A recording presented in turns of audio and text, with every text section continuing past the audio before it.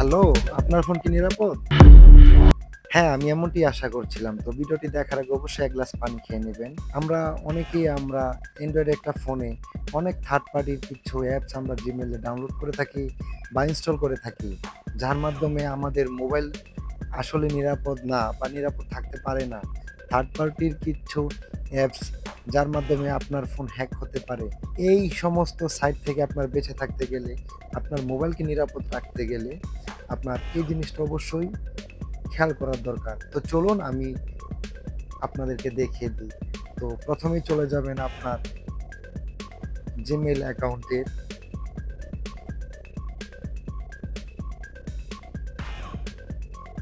এখন ডাটা ও প্রাইভেসিতে ক্লিক করবেন। তারপর একটু স্ক্রল করবেন। একটু স্ক্রল করে আপনারা যতটুকু পারেন একটু নিচে যাবেন।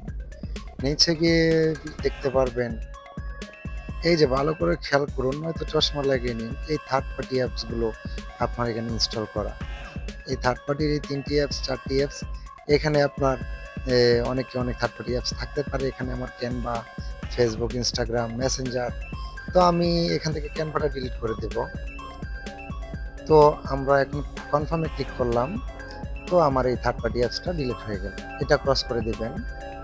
তো যতটুকু সম্ভব আপনাদের থার্ড পার্টি অ্যাপস যতগুলো থাকে অপ্রয়োজনীয়, আপনারা সবগুলোই ঠিক এভাবেই আপনারা ডিলিট করে নেবেন।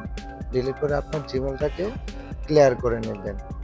তো ফ্রেন্ডস, এখন আপনাদেরকে আমি দেখাই, এই যে দেখুন আমার সবগুলো থার্ড পার্টি অ্যাপস কেটে দিলাম। এখন শূন্য, টোটাল শূন্য অ্যাপস অ্যান্ড সার্ভিস লেখা আছে।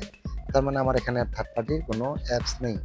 ঠিক এইভাবেই আপনাদের Gmail-কে আপনারা থার্ড পার্টি অ্যাপস থেকে দেখে ঠিকঠাকভাবে মুক্ত রাখবেন। তো আজকের মতো ভিডিও এতটুকুই। তো দেখা হবে আগামী কোনো ভিডিওতে। তো সেই পর্যন্ত আপনারা ভালো থাকুন, সুস্থ থাকুন।